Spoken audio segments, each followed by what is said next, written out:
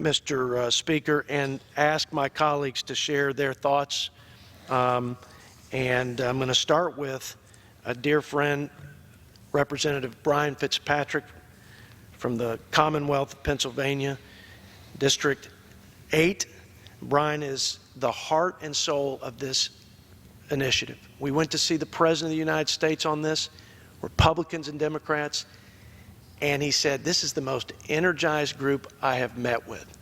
And it's because we believe that we can actually make real change with real reforms like term limits. But he's been the heart and soul of this. So Brian,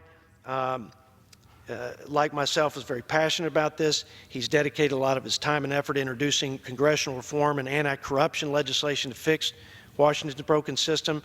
These measures include his own term limit legislation, a constitutional amendment that would prevent members of Congress from being paid unless a budget is passed, and a balanced budget amendment that would force Congress to stop kicking the can down the road and address our national debt now. So, Mr. Fitzpatrick, I yield as much time as you may consume. Thank you, Mr. Speaker, and thank you to my colleague from Texas, but more importantly, my friend from Texas, Jody Arrington. And Mr. Speaker, I'm doing something a little bit unconventional here. I'm actually speaking from the left side of the aisle in a sign of solidarity with our good friend and colleague, Ro Khanna, on an issue that, as Jody Arrington pointed out, doesn't just unite Americans, it unites 80% of Americans. 80%. How many issues are out there that have or enjoy the support of 80% of the American people? And a lot of our colleagues here, when you're dealing with the rigors of this job, they say one thing. They give you one piece of advice. Never forget why you ran. Just remember that thing that caused you to make that difficult decision. And I think that the reason that we all ran was this, term limits, to fix a broken system. And the genesis of that desire, the genesis of that belief may vary amongst many of us. I can tell you where it came from with me, Mr. Speaker, and that was my time running the political corruption unit at FBI headquarters right down this road here, where you're responsible for a lot of cases.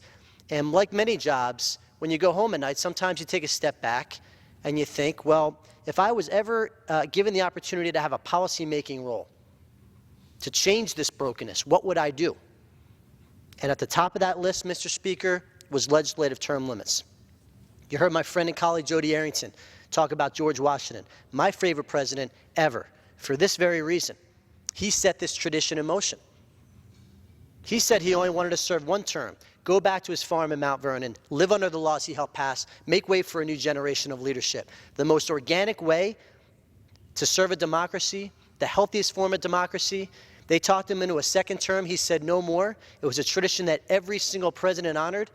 As Jody pointed out, up until FDR, who served 4 terms, at which point Congress passed the 22nd Amendment to the Constitution. But true to form, they applied it to the executive, did not apply it to themselves. We need a constitutional amendment for term limits in this country.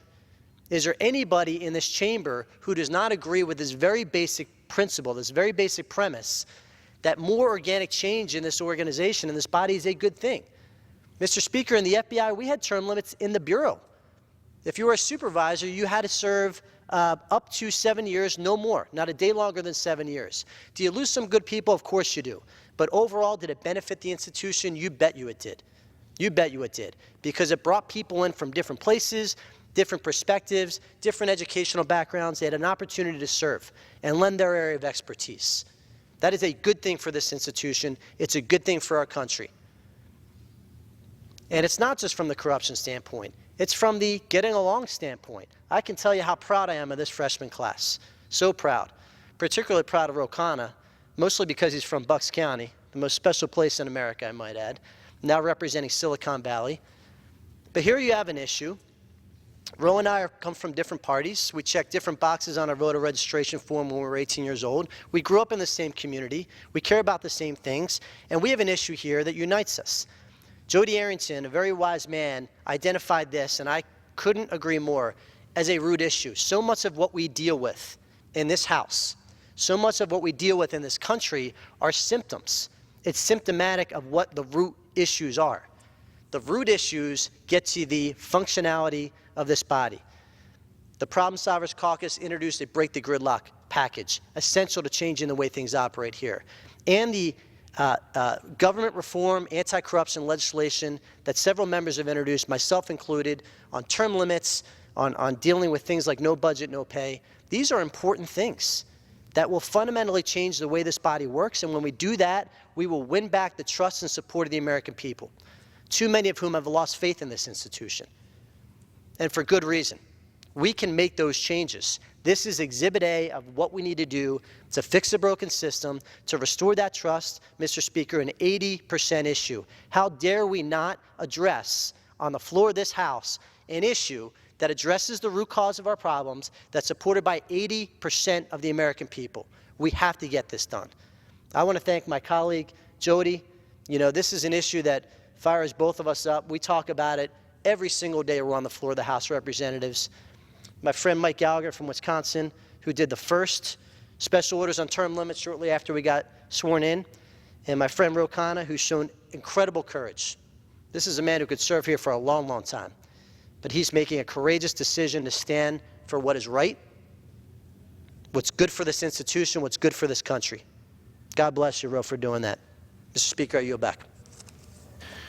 Mr. Speaker, I think anybody that heard the remarks from my friend Brian Fitzpatrick is without a doubt inspired